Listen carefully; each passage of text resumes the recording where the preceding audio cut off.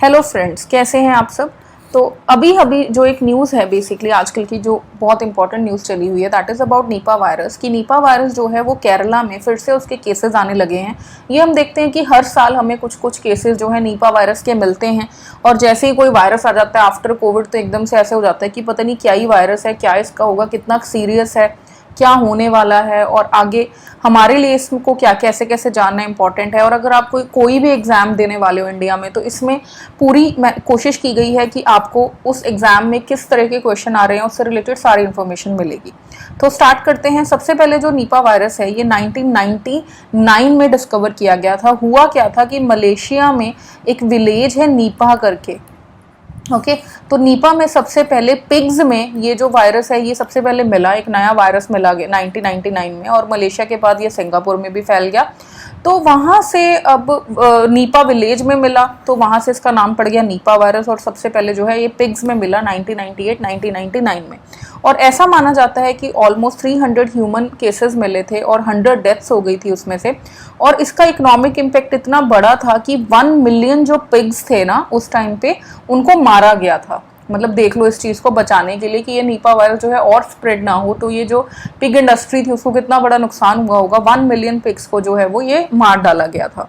अगर हम Nipah virus के स्ट्रक्चर की बात करें जो कि बहुत ही कॉमन क्वेश्चन है किसी भी एग्जाम में, है ना, तो आपको पूछा जाएगा कि निपा वायरस का जेनेटिक मटेरियल क्या है, तो आप बताओगे सिंगल स्टैंडर्ड आरएनए है, not DNA. This is single standard RNA. Viruses में डीएनए भी हो सकता है और आरएनए भी हो सकता है।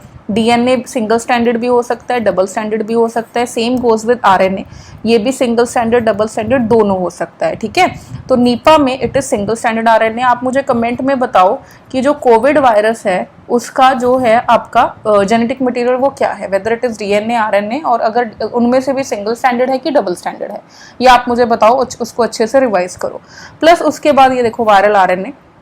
फिर हम देखते हैं कि जैसे कि हमें पता है कि जो वायरस है उसमें 2 मेन चीज़ें होती हैं, एक आपका न्यूक्लियर जो कि उसका न्यूक्लियर मटेरियल है and another is it's protein layer. तो इसमें हम देखते हैं कि कई तरह के प्रोटीन हैं, fusion protein, attachment protein, matrix protein and plus इसमें एक लिपिड बाइलेयर भी है। ओके, तो इतनी सी ही आपको इसकी इन्फॉर्मेशन जो है वो होनी चाहिए।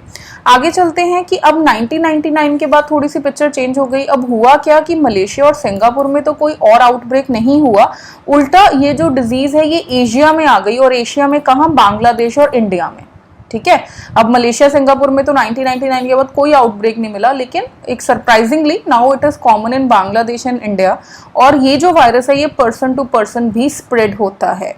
This is the common question in any type of disease कि whether it can be spread from person to person or not. The answer is yes. Nipah virus जो है ये person to person ट्रांसमिट हो सकता है और ये एक बहुत बड़ा इसका फैक्टर है जिस वजह से ये एक ग्लोबल लेवल पे पेंडेमिक भी डिक्लेयर किया जा सकता है। क्योंकि अगर कोई भी पर्सन टू पर्सन ट्रांसमिशन होता है तो हमने देखा कोविड के टाइम पे क्या हुआ। अगर थोड़ा सा अब इसकी और डिटेल में जाते हैं, निपा वायरस ठीक है एक वायरसेस की फैमिली है, पैरामिक्सोविरिडी, उससे बिलोंग करता है। आपको जीनस याद रखने की जरूरत नहीं है, just remember the family. It is a zoonotic disease. Zoonotic मतलब एनिमल से स्प्रेड होने वाली डिजीज, है ना। जैसे कि हमने देखा कि ये ह्यूमंस में कहाँ से आई, पिग्स से। कोई भी ऐसी डिजीज जो ह्यूमंस में एनिमल से आती है उसको हम जूनोटिक डिजीज जो है वो बोलते हैं। जू वर्ड जो है वो एनिमल्स के लिए लिया जाता है।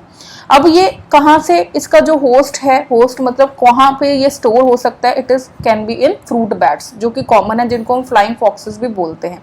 इसका भी ना एक रीजन है कि बैट, हम देखते हैं कि नॉर्मली जो वायरसेस हैं उनका होस्ट जो है बैट्स ही क्यों होते हैं, क्योंकि बैट्स की जो बॉडी है उनका जो बॉडी का टेम्परेचर है वो वायरसेस को सस्टेन करने में हेल्प करता है। इस वजह से बैट्स जो हैं उन्हीं में, बैट्स जो है इसके नॉर्मल जो है हम देखते हैं कि होस्ट माने जाते हैं, कि बैट से आगे इन्फेक्शन होने के चांसेस हैं। एक हैंड्रा वायरस से ये बिल्कुल ही सिमिलर है। ठीक है, तो NIV निपा वायरस। अगर हम क्लासेस देखें, जैसे हमने देखा है ये पैरामॉक्सी वायरस, ये कुछ क्लासेस हैं। ठीक है, ये DNA वायरसेस की क्लासेस हैं। इतनी डिटेल्स में तो नहीं आता, लेकिन अगर आप UPSC की तैयारी कर रहे हो तो वहाँ पे हो भी सकता है। And this is in case of RNA viruses. Okay, next is transmission. अब ये ट्रांसमिशन कैसे होता है वायरस का, एक तो है डायरेक्ट कांटेक्ट हो गया हमारा किसी इन्फेक्टेड एनिमल से, जैसे कोई बैट है, ठीक है, जो ऑलरेडी कोई निपा वायरस ने बैट को इन्फेक्ट किया, उस बैट से हम इन्फेक्शन, उस बैट से हमारा कांटेक्ट हो जाए तब हम इन्फेक्ट हो सकते हैं। कोई पिग है, ठीक है, अब जो पिग्स के साथ काम करते हैं, अब कोई पिग है उसको निपा वायरस हो गया तो वहां से ह्यूमंस को हो सकता है। इवन कि उनके बॉडी फ्लूइड से, उनके ब्लड से, यूरिन से, सलाइवा से भी हमें ये हो सकता है। ओके, और उनके जो है कोई भी इन्फेक्टेड एनिमल्स हैं, अब जैसे ये जो है बैट है तो ये पाम सैप या फ्रूट को इन्फेक्ट कर दे, कोई बैट या किसी फ्रूट को इन्फेक्ट कर दे और उस फ्रूट को हम खा लें तो भी ये डिजीज जो है हमें हो सकती है। ओके, इसको आगे यहाँ पे देखो बहुत अच्छे से रिप्रेजेंट किया गया है। This is Nipah virus. ये फ्रूट बैट से ब्लड, यूरिन, सलाइवा, तीनों चीज़ों से जो ये है ह्यूमंस को हो सकता है।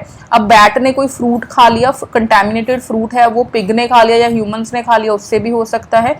ऐसे ही डेट पाम जो सैप है, डेट पाम जो प्लांट है, उसको अगर बैट ने उसको इन्फेक्ट कर दिया, उससे हम कॉन्टेक्ट में आ गए तब भी हमें ये हो सकता है। तो ये आप डेट पाम इसमें याद रखना। ओके, साइंस एंड सिम्टम्स क्या हैं? जो एक कॉमन वायरस के सिम्टम्स होते हैं, फीवर, हेडेक, कफ, सार throat, difficulty in breathing, vomiting, ये कॉमन सिम्टम्स है। मतलब अगर आपको डिजीज इतनी ज़्यादा सीवियर नहीं है।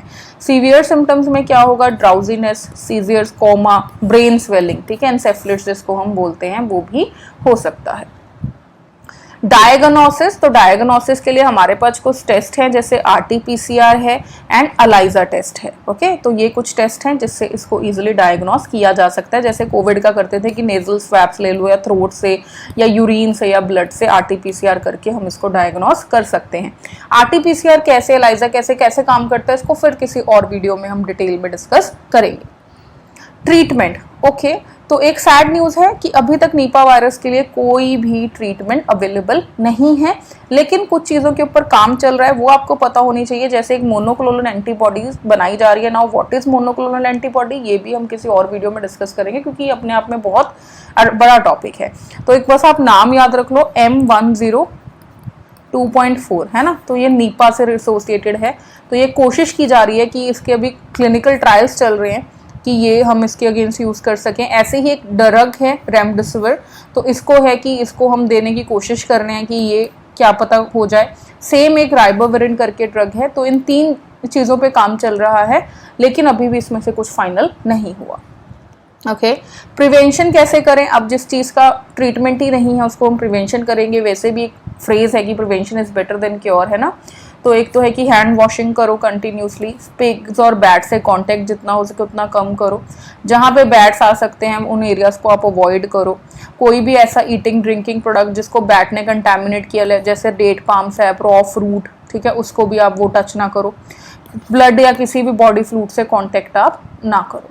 Okay, so this is the ways that जिससे हम इसको प्रिवेंट जो है कर सकते हैं। So this is all about Nipah virus. इसको आप 1-2 बार देखिए सो दैट आपको ये अच्छे से याद हो जाए और इजीली हम इसको आगे कोई भी एग्जाम हो उसमें हेल्प कर सकें। और अगर कोई भी ऐसा हो ना कि कोई भी ऐसे इन्फेक्ट हो तो उसको भी हम इसकी नॉलेज जो है वो दे सकें। ठीक है, थैंक यू वेरी मच।